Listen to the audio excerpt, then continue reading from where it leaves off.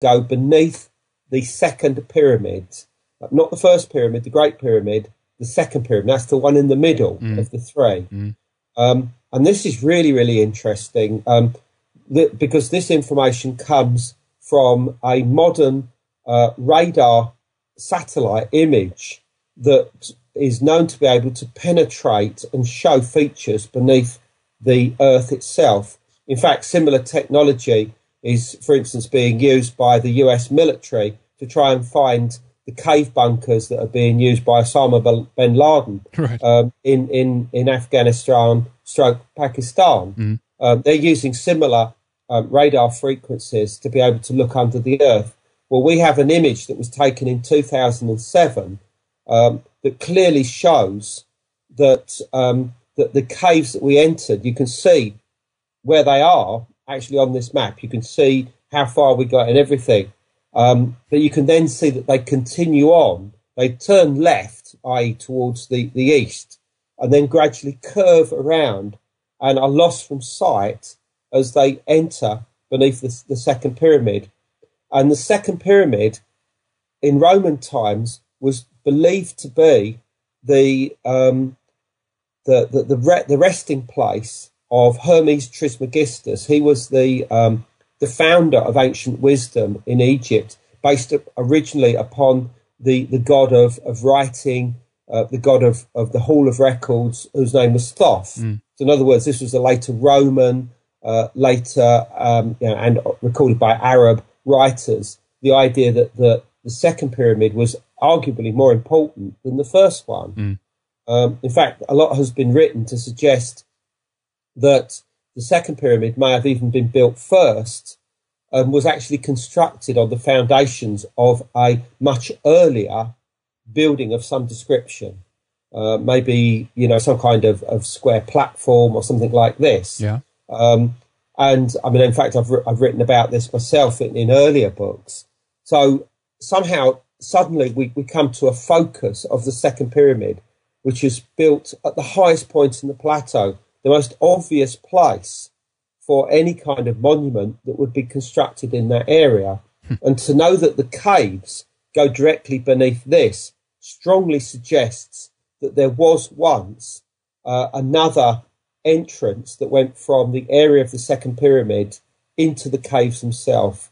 And this is one of the lines of inquiries that we're working on now. Wow, it's amazing here. And there's so much I want to ask you, obviously, here, but let's backtrack a little bit. I want to talk about some of the Edfu texts as well, because they correlate some of this information that you mentioned here in terms of also the underworld, but also who the ancient Egyptians then maybe believe are behind this or were inhabiting these caves. We can talk about the eldest of the eldest ones, the primeval ones, right? Yeah. Well, we call them the elders, just to make it easy. But what the Edfu building texts are creation texts. Probably every temple would have had these foundation texts or creation texts originally. And the reason why the ones at Edfu are so important is that they're the most complete. And they were also constructed from a number of ancient texts which are no longer extant. They're no longer around today. And it names what these texts are, and it cites what they actually said. So it's a little bit like a sort of, a book constructed from older books, and it says this. And this is the story that it actually paints. It says that basically at the beginning of the world, an island grew from a sacred egg or within the primeval waters. Now this part is something that's quite common to creation myths in Egypt anyway. And it said that upon this island, which was known as the Island of the Egg, it was also known as the Island of the Flame and various other names as well, the first ever sacred enclosure was constructed.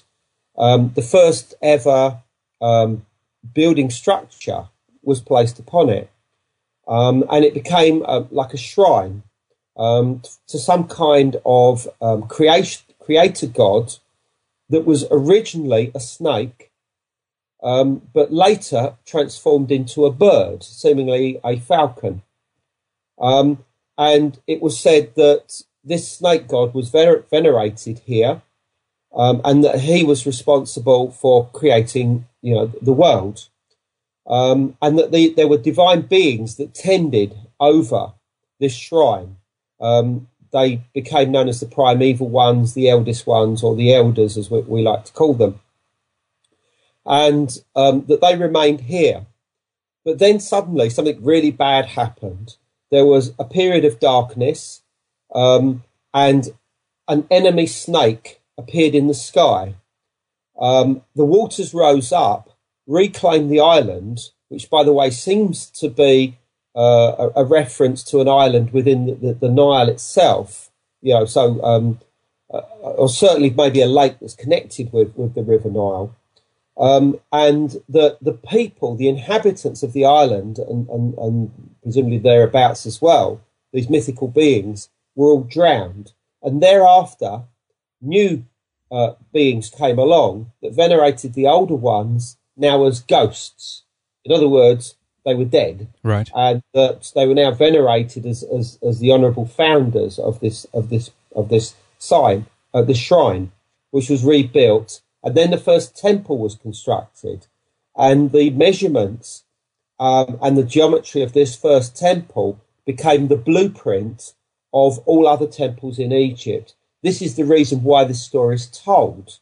But there are other specific information given with this that are really crucial to this, because it is said that in this island was something called the Place of the Well, which seems to be some kind of stairwell leading down into an underground structure known as the underworld of the soul, the Duatem Bar, the underworld of the soul.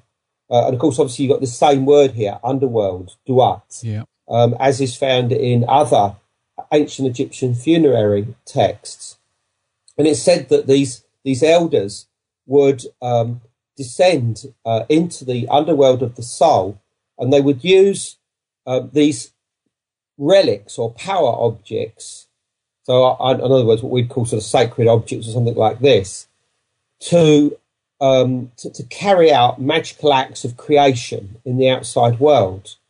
And this included them pushing back the waters after the first time of chaos, which I see as some kind of natural catastrophe.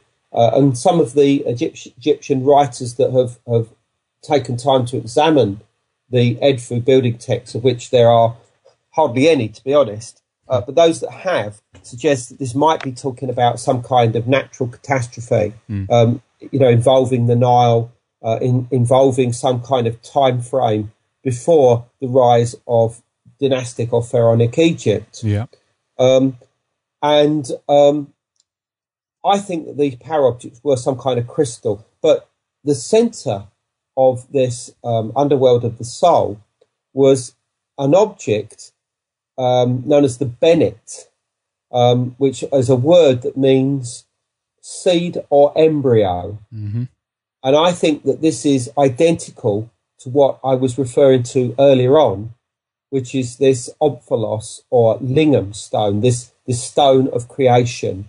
I think that this is another memory of this secret chamber, if you like, this hall of records, or as we like to refer to it these days, the crystal chambers. That's what we actually refer to this complex as. Mm-hmm. It might sound like a very new age term, but when you start weighing up all the evidence, it does look like we're looking at something quite extraordinary down there.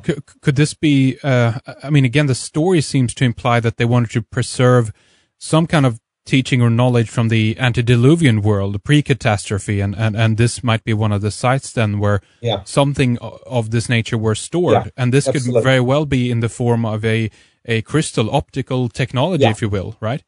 I think it's probably more than that. I don't even think it's optical. I think that it's it may just be the remnant of some kind of high culture, high technology that existed before the end of the last ice age.